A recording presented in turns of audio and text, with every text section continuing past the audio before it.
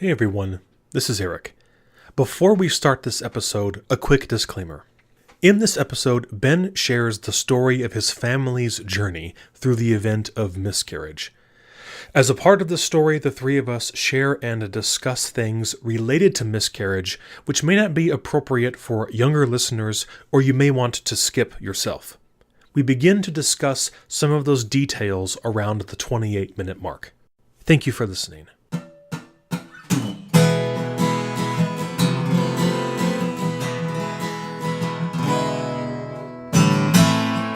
Welcome to the Catholic Forge, a conversational podcast where we gather to explore our Catholic faith and discuss how it forms our lives. All welcome to join in this conversation and journey. Thank you for listening. Hey everyone, welcome to the show. This is Eric in Missouri. And this is Ben in Kentucky. And John in Illinois. Well, you've seen the topic of this episode. You heard that little disclaimer at the top. And so let's get right into it. Really listening in and gaining something from Ben's courageous witness in this episode, talking about his and Alice's and their family's journey through miscarriage. Ben, I don't know if this was on the original list of topics, but it's been around for a while, hasn't it? No, I don't think I put it on the original. Honestly, I don't know if it came into my mind at the time or if it did come into my mind and I just thought, no, that's too dark. I'm not even going to mention that or what the case was. But yeah, since then, since we had generated that original topic list, at least, I don't know, I felt a strong pull or a call or whatever you want to call it that maybe it would be beneficial to someone out there, for me to talk about this topic and how it's affected us. And I know I found a lot of comfort, any tidbit, any nugget I could find on this topic when we first went through it was extremely appreciated. So I thought, it's a very hard topic to talk about. And thanks to you guys for sticking with me through it, because it's not a fun topic for us to do. It's not a fun episode by any means. But, a lot of times important things aren't necessarily fun things. So yeah. I was going to take a stab at it anyway in sharing that. Like you said, it's not, if you listen with little kids around, this isn't the episode, you might want to turn it off, save it for another time. Turn it back on later though.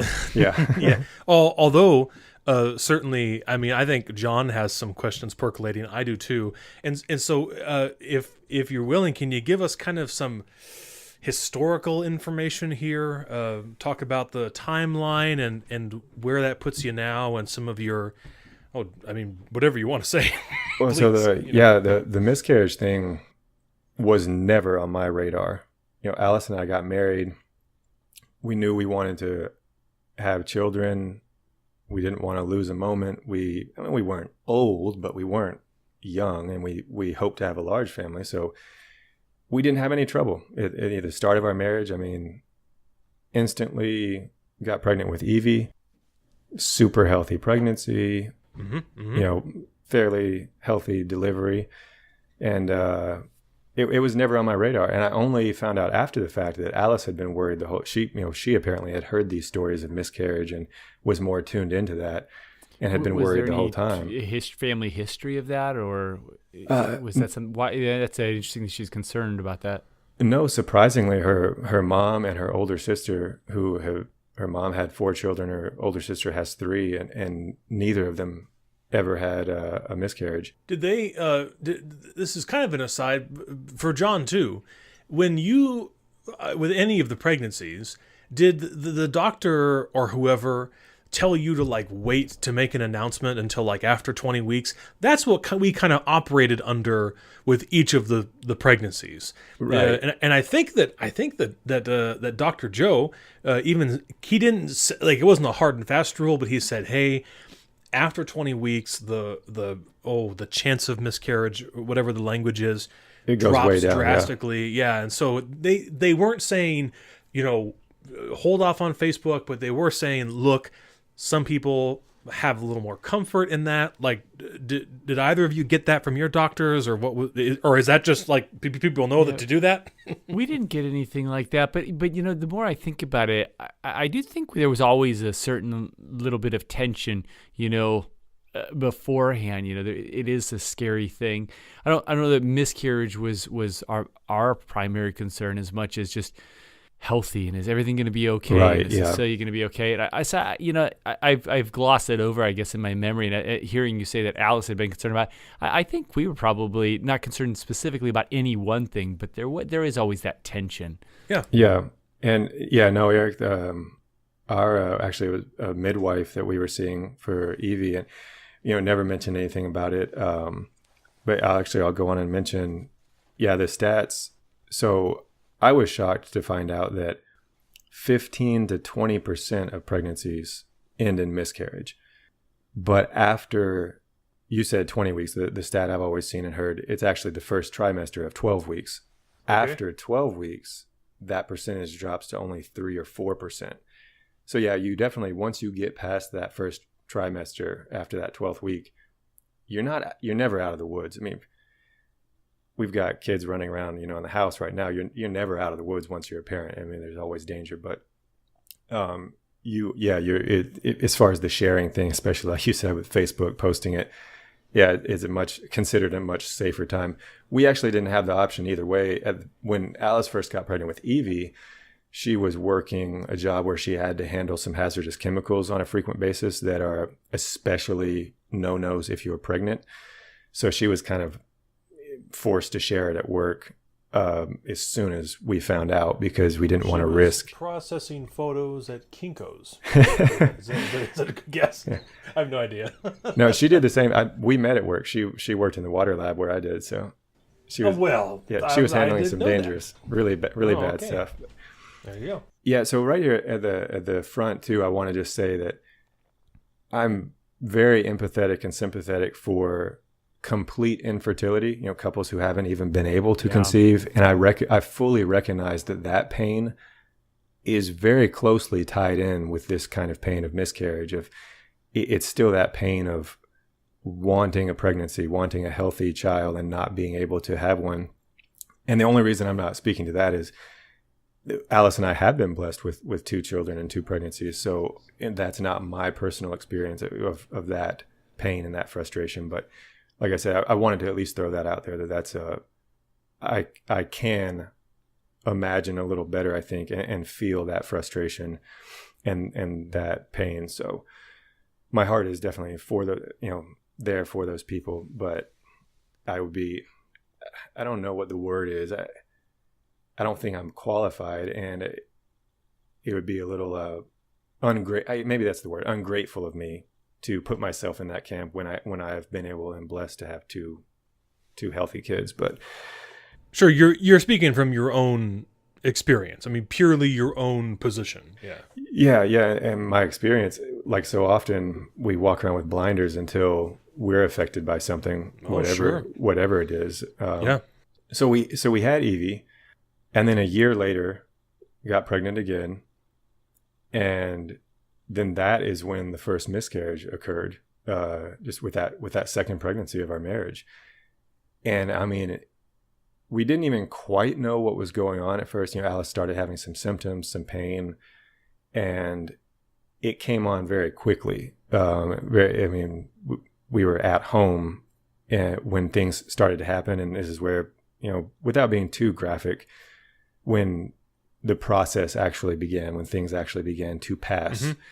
And it was, I think I've heard the term flashbulb memory or flashpoint memory or something. It's one of those events in your life where you just can picture everything in detail. People talk about like when JFK was assassinated, everybody knows exactly where they were and the room they were 9/11, in. moon landing. Yeah. Right. It was one of those moments for sure. It was so utterly terrifying because I went from having no worries, no fears, no anxieties, like, this is going to be great, to just processing rapid, like, this is happening now, something's wrong, we've got to get to the hospital. Okay. So, I don't want to go into all the details and take too much time, but so we did have to go to the ER, and we were told that, your suspicions are true. You're losing the baby. This is a miscarriage. And man, it was just, so this was 2013. It was just so shocking. And then we had Evie at home. So my mom had to come. We had to make arrangements, for my mom to come stay with her while we got to the hospital. And that really opened my eyes to the whole thing. And then at first we felt like we were in a bubble, because this is and one of the biggest reasons I wanted to do the episode, it's a strangely untalked about. I mean, it's a depressing topic, and it's not, I think people don't share it for two big reasons. One, it's too painful for them to talk about it if it's happened to them. And two, you don't want to make other people uncomfortable.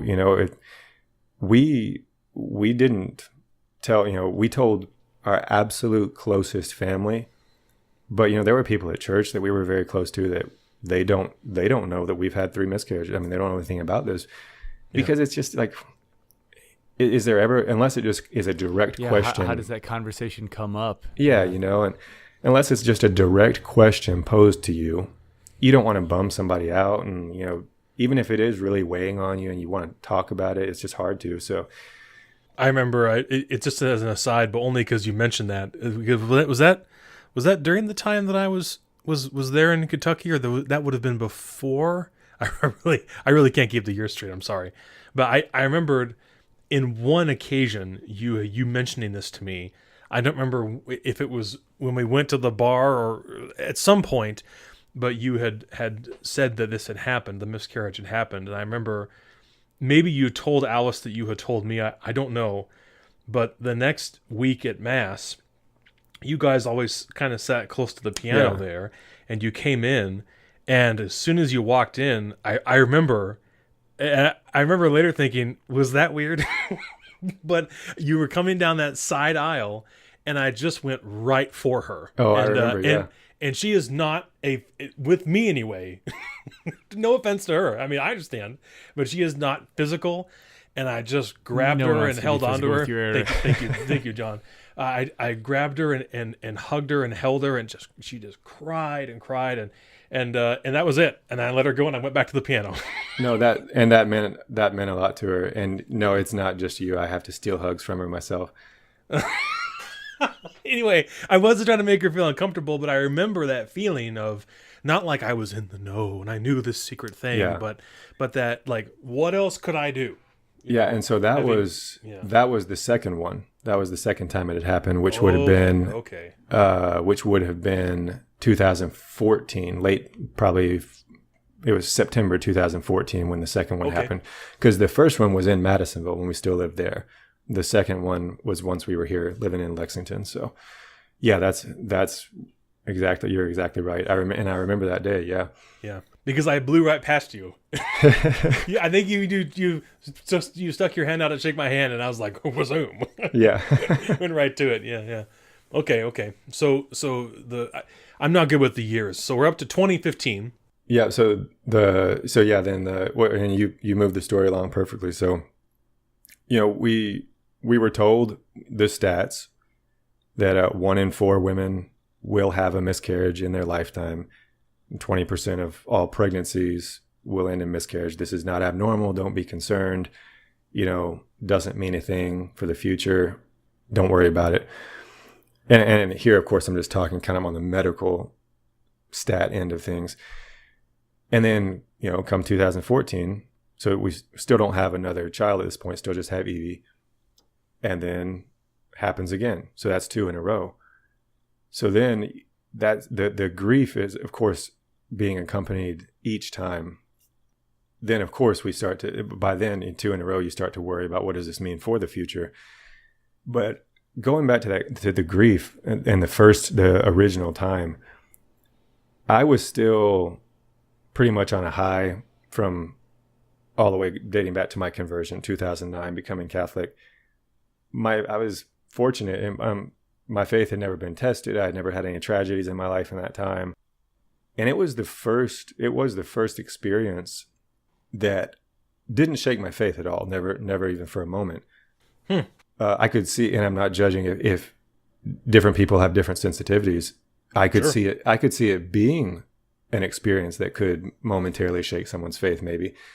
But what it did incite some anger and frustration towards God in me, for sure. I totally believed he was there, and that was the issue. Why didn't you stop this? Why'd you let this happen? And I was so just really, really angry for, it didn't last. I mean, honestly, the initial lasted a few hours, and then the residual thoughts maybe for another few days. And it wasn't long before, you like a kid who kind of cries themselves out, and then comes back to their parents' arms. I mean, I sensed that he loved me through it all. I knew that he loved me through it all.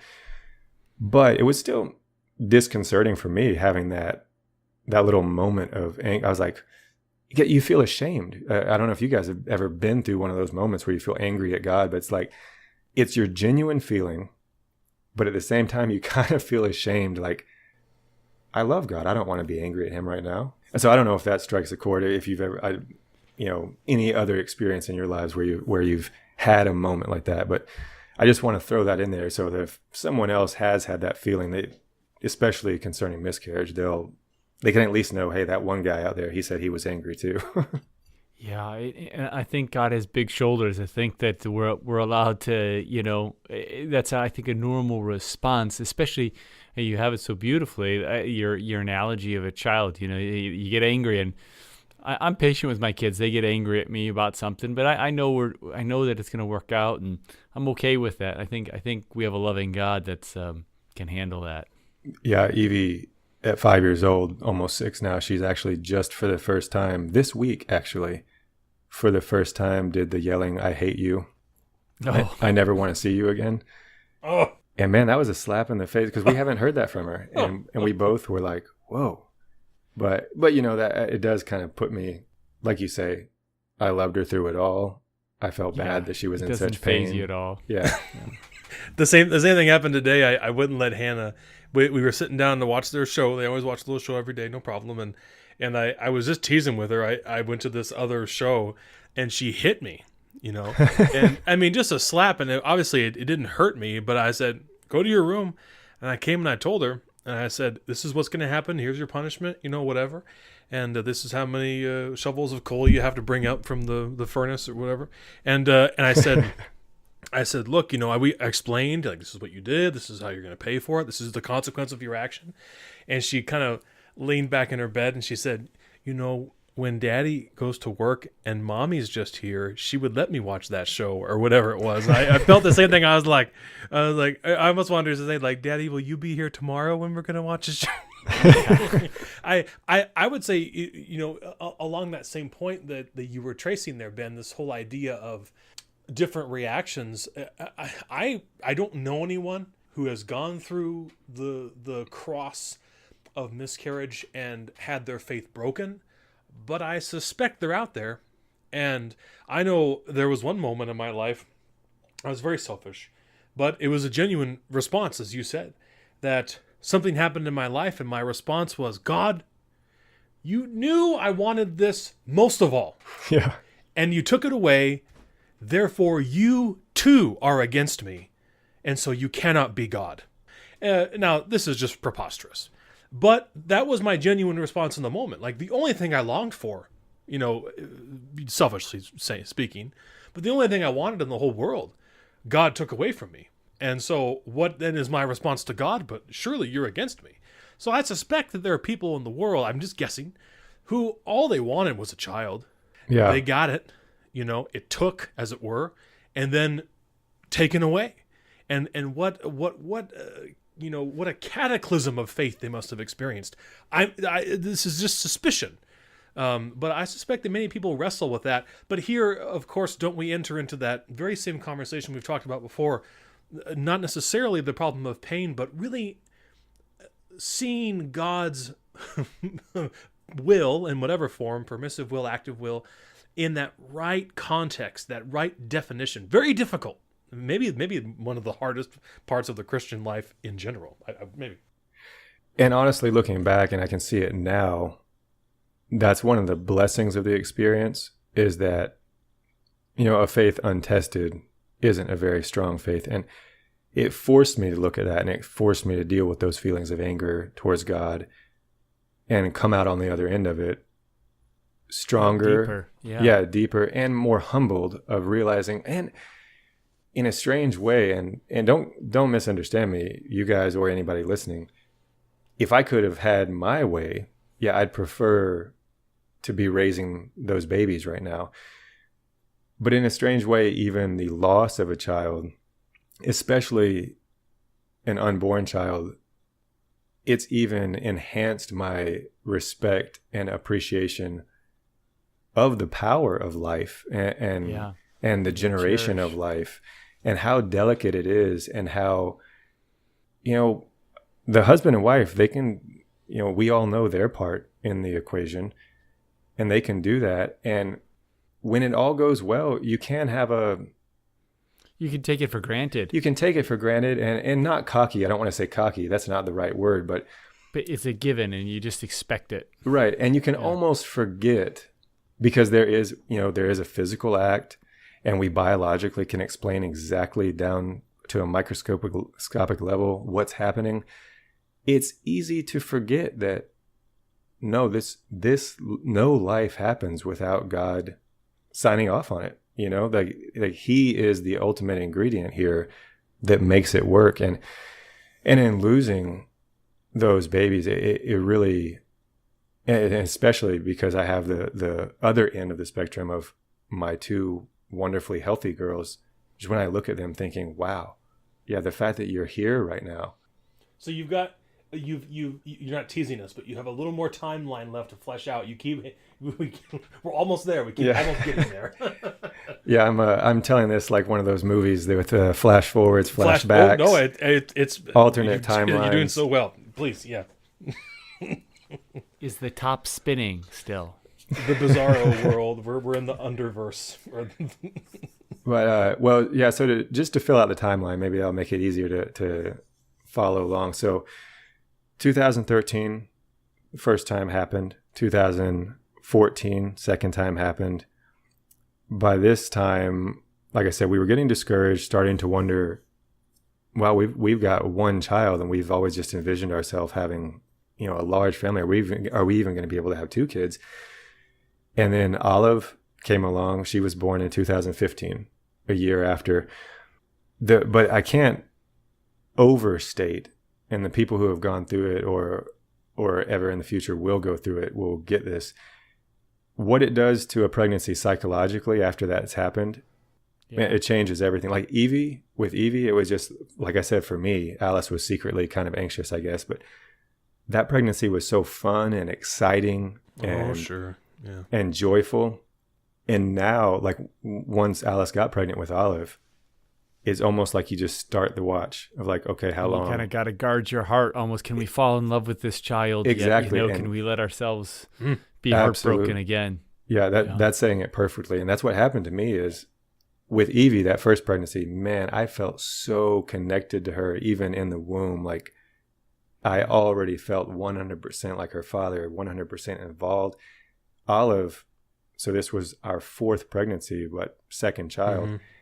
I distanced myself definitely emotionally, mentally. It's like, just like you said, John, I didn't want to get too excited. I didn't want to, I think I even found myself not really referring to her on personal terms too often, because it just makes it so much more real and so much more painful if something happens. And I wouldn't advise, I would not advise that at all, because you should cherish, if you only get 4 weeks of pregnancy, that is still a miracle in itself. That's still something to be cherished and experienced and loved. So I don't advise that approach, but I think it's human nature to distance yourself from something that might be painful. And then unfortunately, since Olive has been born, there's been a third, late 2016, which actually had the added kind of, the added pain of happening throughout Christmas week, kind of getting the news at the doctor a few days before Christmas that the pregnancy wasn't viable any longer. That's the way the terminology they use. And then, kind of having to go through that ordeal throughout the Christmas holiday, the Christmas day and everything.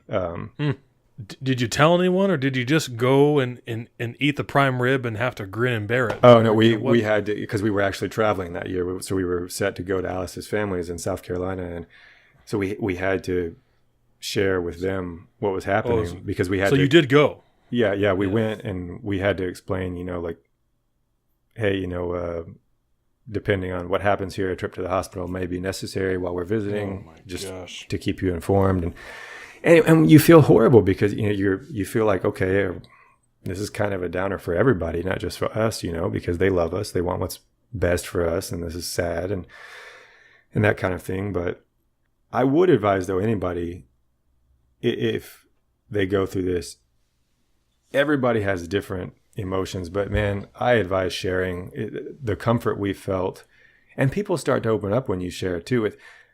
There were women that shared their story with us that, because we kind of broke the ice, if they ask, hey, you seem down, is everything okay, or whatever, and if I would share with somebody what had happened, then these women we had known for years, would say, yeah, I lost a baby too. It was really hard, and open up and start telling, and it was just like this kind of flowering of community and shared stories. And Yeah, well, if 1 in 4 women, I mean, think about how many women you know, and how it's that burden that they're all carrying on their own. It's such a hard thing to talk about. Yeah, what a wonderful opportunity that you are able to share and talk and heal with other people. yeah, I don't know, John, if you said this while we were recording or talking before, but you made the mention of like, when is it? It's not like there's ever a good time to bring it up, And so, sometimes you won't have the opportunity to share, but then other times, kind of a discerning person will just sense that you've not been yourself lately. And if that happens, maybe if you feel comfortable, open yourself up to that, share with them what's going on, because if they've noticed that probably means they care enough about you to be tuned into your life and what's happening. And then I feel like I'm a little scattered in my telling of this, but a few points that, like I said, my ultimate goal is, if I mean, I wish that this would never happen to anybody, but I know in reality it does. So my ultimate goal is that if anybody is out there listening who just, especially people who maybe this hasn't happened to, but in the future will, that this will kind of be a preemptive bit of knowledge to help them through that. And to not go into too much detail because it's just so macabre and so depressing. People might not be aware or prepared for the physical reality of dealing with remains, when this happens. And there are typically 3 options. And again, first time around, we were so naive. We had no idea, what to do, what was going to happen. And this is going to vary greatly depending on the stage of the pregnancy, obviously. But the options really, I think, remain the same. There's a medical procedure that can happen in the hospital to remove, whatever is there or whatever is left. And in which case, if you don't intervene, if you don't specify or request otherwise, they are going to treat all of what is there as biohazardous waste. I mean, that's part of the protocol. That's part of what they do. So be prepared for that. If that doesn't set well with you, if you don't feel like you can handle the thought of whatever, no matter how small or how early the pregnancy, whatever was your child, to be disposed of in that way, just be prepared for that so that you can request otherwise. Different states, I believe, have different laws as far as if they will let you take remains with you so you can do your own ceremony or burial or cremation or whatever the case is. Some hospitals, somebody very close to me actually had this option. One of the hospitals here in Lexington, it's kind of an in-between road. If, it takes a lot. It takes a strong stomach and a lot of nerve to handle that on your own. We're not used to, especially in America, we don't handle death. We don't see death. We don't deal with it. It's all a third-party ordeal. So one of the hospitals here offers that option. They will hold on to the remains for you, and they actually have a kind of a setup with one of the local cemeteries I think, I don't know if it's once a month, twice a month, they have a specific part of that cemetery where they will bury the remains of miscarried babies, and the parents can come for the kind of little quick burial ceremony type thing, or maybe it's just that you can visit afterwards, and they'll they will give you the plot number or whatever. And Sure. Those are the only three options I know of. Okay. I have a experience with this. A close family member in our life also suffered a miscarriage, and what was going to happen afterwards. And so all I did is we told the hospital what we want, what they didn't want it disposed of. We contacted the coroner, and we then had the body transferred to, or the remains transferred to a funeral home, and they cremated the remains, and then we actually then received the ashes, and we then had it wouldn't technically be a funeral without the body there, but we had basically a funeral, and then we put it in our cemetery at our parish there, and has a gravestone and everything, and it's been a comfort to that those family members of mine, because they have that spot, they're able to go there. They also name the child, and it gives them a place of connection. It's also a place of great sadness too. It's not somewhere they want to go very often. But like you said, Ben, the key is having somebody that can kind of think about that, and having somebody that can kind of be an advocate to help with that, and know that that's an option to be able to do something like that. Yeah, I wish, and like I said, it's such a dark issue that I fully understand why people don't talk about it, but I wish we had been prepared for that aspect of it the first time around, because we were caught so off guard. We were at the ER, and not that you're feeling rushed, but you know how it is when you're with a doctor a lot of times. It's like you can tell they're wanting to hurry it up, because you're just, even the best of doctors that are caring, it's just a work day for them. They've got another patient to see after you. And we're like trying to process all this and think, okay. And they're trying to kind of tell you what they want to happen. And you're like, I don't have any information to argue with you or say otherwise. Yeah.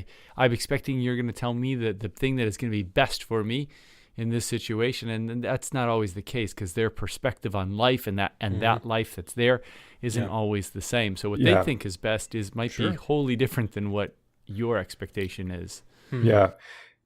And I will say too, to my knowledge, and you guys can chime in if your logic radar says otherwise, to my knowledge, from a Catholic morality standpoint, if you've had a miscarriage, or if in the future you do have a miscarriage, and you let the hospital dispose of the remains, you have not committed a sin. You have not done anything morally wrong, in my understanding and to my knowledge. And the hospital is going to be respectful of those remains. They're not, they're going to be processed in a certain way that is appropriate. Right. On the flip side of that coin, though, be prepared that depending on your state, depending on even the individual hospital, if you do request to take the remains with you, you might get some pushback. I've had several encounters in the medical world. It's very weird. It's not, a lot of times it's not law, and they can't enforce it with any authority, but like when you're within their walls, you kind of get the feeling like they do have some kind of authority over you. Do you guys know what I mean? Like, yep. It's kind of like they forget that you're a customer, you're paying them. And in some circles, the customer is always right. But I've gotten otherwise sometimes in a hospital, and it's like, so you just have to know where the boundaries are. Like, okay, is this actually like the law, or are you just strongly discouraging me here?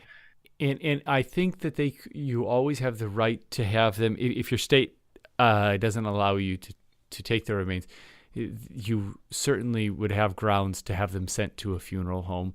I think so. They have them transferred there, and I think on religious grounds that's an option, and that's not your only option. And I wouldn't want anybody to feel guilted into that option. Right. That is something though that is available, I would imagine. If this should befall you and you're in a predicament, I would advise, having been in the parish life long enough and seen enough of this kind of thing happen, call your priest and ask him to call a funeral home. He will know which one to call. They have an intimate relationship with funeral homes because they do so much work together, and he'll be able to guide you. And that caller can swing a lot of weight around sometimes, and so maybe Father walks into the doctor's office, and there's a new level of respect there, and saying, hey, we're gonna cherish this life and see to it in our tradition.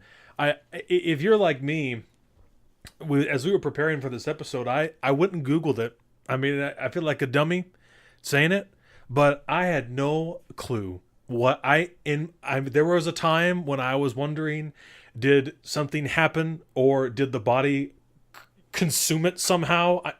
I didn't know. Oh no, I've wondered the same thing. That's my level of ignorance. So I know maybe you're sitting out there like me, and your tummy is a little wondering too what's happening. It's a little icky to hear about this, but I appreciate, Ben, your courage, because I mean, I would have no idea. It's not pleasant to think about at all, and I hesitated even bringing that up, but then I was just, like I said, I was putting myself in the position of, if I was out there listening and unbeknownst to me, this was going to happen to me and my wife a year down the road. Or to a loved one. To a loved one, yeah. A friend, a family member. And I was just thinking, well, I'd rather make somebody uncomfortable for a few minutes than do a disservice to the topic, and... Along that, I'd like to ask you a question along that idea. So our listeners out there, if 1 in 4 women are gonna have this happen in their life, the people out there listening know those women too. So not just from the perspective that somebody out there may have one, but they may know somebody that in their life that's going to get. What were there things that people did or spoke? What was most healing for you and Alice in this process? What were some of the things that people should never say? Honestly, yeah. Right. One of the things that I do strongly advise, and that I've now learned, because I think I've been guilty of this question before, just in all innocence, and this isn't something that they shouldn't say as a direct response to the miscarriage, but one thing, you get the sweet old ladies at church who they love seeing young families. It brings them joy to see your family growing. So we had a couple of times, and they had no idea. Of course, they had no idea that we've had any miscarriages, and they certainly didn't know that we just recently had one. But you get the question, like they look at our 2 girls and they're like, well, when's number 3 going to be here? Or like, isn't it about time for number 3 or something like that? So I strongly advise against those comments. Like, if any woman of childbearing age, like, no matter how offhand or innocent, like, don't ask her when the next baby is going to come or when isn't she ready for another one, because it is, as we have found out, it's a much more common occurrence than you know. And for all you know, she could desperately be trying to have anher baby and have lost 2. A whole host of reasons, yeah. And I see never say something like that, yeah. When we've gotten those questions a couple of times at Mass, and we don't have any hard feelings toward it. Like I said, it's some of the sweetest old ladies at church. I know they didn't mean anything by it, and they couldn't have known, but like they ask, and my stomach just clenches for Alice's sake, because I know how emotional she is about it, and rightfully so. I keep saying that like she's overly sensitive. I'm emotional about it too. I think I've just, as time has passed, I've been able to, probably in an unhealthy way, distance my mind from it a little more than she has. But avoid that, and avoid making assumptions about family size. Not all of our listeners are Catholic, but for the ones who are, they know that, sometimes the stereotype is true. Catholics have large families, a lot of kids. And if you're at Mass and you see a family that only has 1 kid, and that kid's 9 years old, don't be judging. Yeah, don't be thinking like, oh, well, they weren't very generous with their openness to life. They only wanted 1 kid, or, that's typical of our culture, just 1 or 2 kids. Yeah, sure, that might be the case sometimes, that people truly weren't open to life, but it also might be the case that they would have lovingly welcomed 8 children and just weren't able to, Sure. So that was a lesson I learned, because it's not, I'm almost embarrassed to even admit this. it's not that I was judging people, but especially in my convert days, I had become a Catholic. I wholeheartedly loved the church and believe every single word she teaches, still do. I was, so gung-ho about theology of the body and NFP. And I think in some of that fervor and some of that excitement for the church's teaching, again, I wasn't judging people, but I think if I did see a family with only one kid or two, and I'm like, well, I wonder if they're, really open to life, or what's the deal there? And man, this miscarriage thing just really humbled me of like, who am I to even ask? Who am I to even wonder? Well, and that really ties to what you were saying before about infertility and how there's a tie between the two, and that suffering that, and that kind of that feeling like you might be being judged. And of course, most people aren't thinking about you. They're thinking about themselves and their hairdo, or things like that. Most people aren't thinking about anyone but themselves, but you can often feel that judgment. And so that's never our place. And hopefully not. But I mean, we may be entering into that territory ourselves of, not anywhere near the same as total infertility. But after having 2 kids, we don't know. Are we going to be able to have more? Will we have another successful pregnancy? Who knows? So yeah, with all of this experience, it's really opened up a place in my heart for more empathy, for more understanding, for more compassion towards people that I had never really put myself in their shoes before, because I hadn't had a reason to, which is a pretty jerk, callous thing to say. I hadn't had a reason to, but it just, unfortunately, it's kind of true. Definitely, if it doesn't come in front of you, you don't always think about it. And yeah. And Eric, I really appreciated, if you want to tell a little bit about the mass that your church did, specifically for children who had been lost. Yeah. I think October. So a little bit after I had started, and I kind of started getting these little notes about, oh, hey, coming up that we're going to have this liturgy. I think they were even asking, should we do it? Will we get the attendance? Is it worthwhile? And it was promoted by our pro-life commission. I don't know that that's their official title. So anyone at St. Mark, don't hold it against me. But it's a group of parishioners that deal in all matters of pro-life ministry and all that kind of stuff. And so there is a very special mass, a memorial mass for children who have been lost. Now, and one of the things we discussed at the top of the planning, the preparation for the liturgy, was to make sure that we didn't stuff the word abortion in there anywhere, because we found that that's where people were going to mentally first and foremost. Now, is it worth praying for those children? Yes, but we discussed the need to broaden that spectrum and include, of course, children lost in miscarriage, children lost to natural disaster, children in many places in the world who die from neglect, malnutrition, disease, famine, slavery, war, violent action.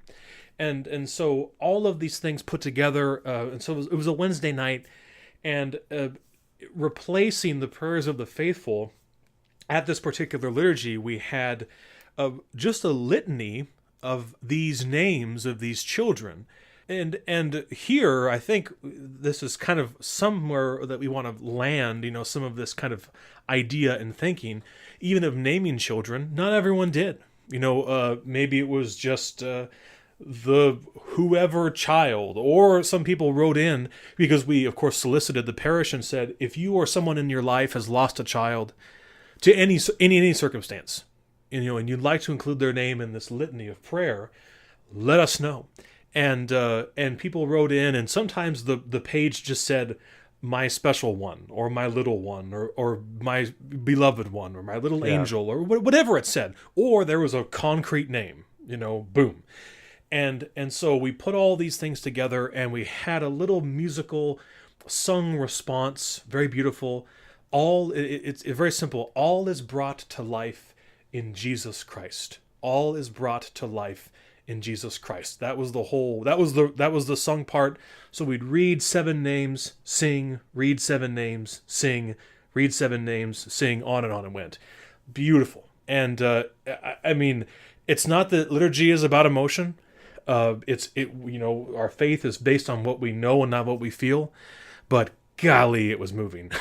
I'm looking out and just grown men who I knew they had submitted names of their grandkids they had lost, or whatever, and just weeping. It was so moving, such a special. So anyway, the point, man, I think what you're trying to get to is knowing that you had gone through this. I asked you, did you want to participate in this liturgy? And what did you say? Yeah, I was thankful for you asking, because of course I didn't know it was happening at your parish, and it's happened locally, but I think Alice and I both just felt it would be too emotional to be there, and we've shied away from going. We heard a lot of that, not to justify that decision. You don't need my justification, but I did see a lot of that. People would email me, and it would be, "Dear Eric, please include this person. I can't come. It's too hard for me. It would be too hard to hear her name spoken out loud or his name, but please include them." And I said, thank you. We will absolutely pray for you and for this child. Thank you for your courage.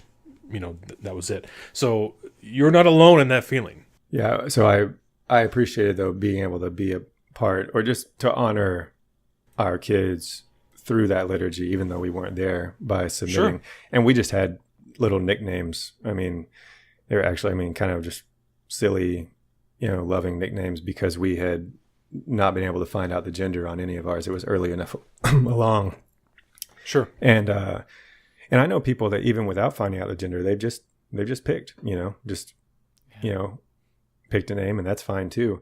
We had already kind of been using the silly nickname as soon as we found out about the pregnancy, so we just stuck with that. But right.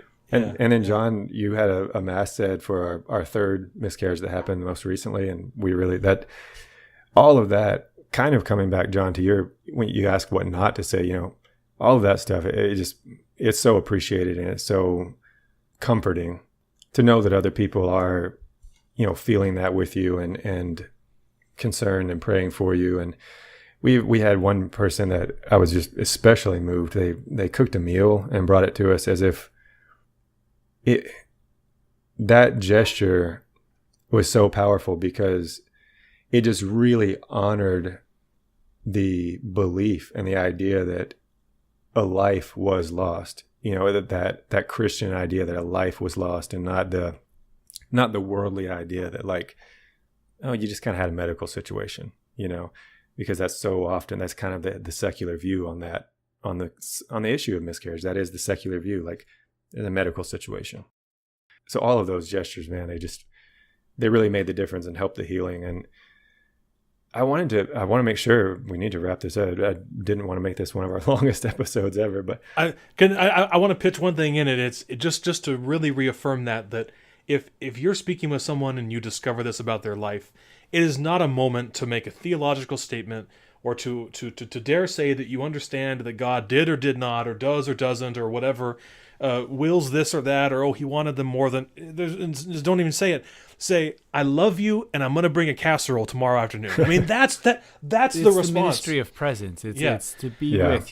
When people are suffering, it's not our job to fix the suffering, but to walk with them, to help carry the cross in whatever little way we can. We get to be Simon the Cyrenian, whatever way we can help shoulder that burden, just be with you. You've testified to that by the liturgy we had here, and John offering a mass at his parish, and the tater tot casserole or whatever it was. I mean, that is the witness that we really want people to hear. Certainly in other moments of disaster and real angst or hurt, but especially in this, just that embrace, that Christian fellowship. What an aid, what a balm to the suffering spirit. Yeah. Oh, absolutely. I'm sorry to interrupt, Ben. Yeah. No. And well, what you said there actually kind of led me to my next point of, it's not the time for a theological statement. And, what God allows or doesn't allow is ultimately a huge mystery to all of us. And that's something that people work through in their own time. I mentioned my anger and frustration. I got over it relatively quickly. And Sure. at the end of the day, I remembered that I believe through faith and reason that God does love us and he wants what's best for us. And that, for me, that was enough. With that as my foundation, I will never understand his decisions or his choices in certain matters of what he allows or doesn't allow or wills or doesn't will. But I don't necessarily have to be at peace with what happened and to be at peace with God.